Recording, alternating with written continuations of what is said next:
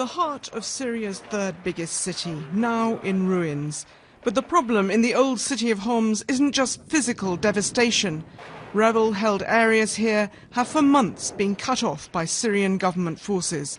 And activists say that for the old and weak and vulnerable, the situation is critical.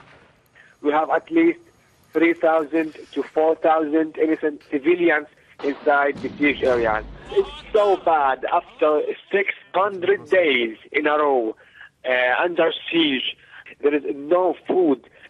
In Geneva, it was back to the negotiating table for the two sides in the Syria peace talks. On the agenda this morning, a future transitional government for Syria. And exchanges between the rival delegations have, it seems, been quite combustible. But also on everyone's minds, easing that Homs siege and whether Damascus will give a green light for UN convoys. Not yet, according to the Syrian opposition.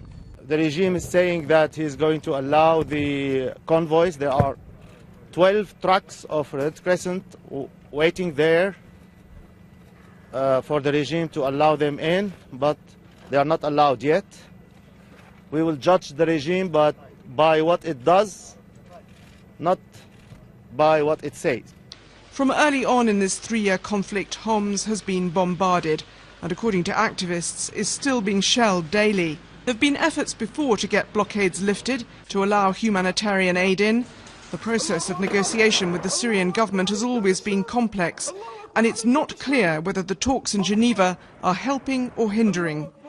Yesterday, the Syrian government announced women and children, but not men, were free to leave the city. But it's convoys the UN wants to see go in, not an evacuation.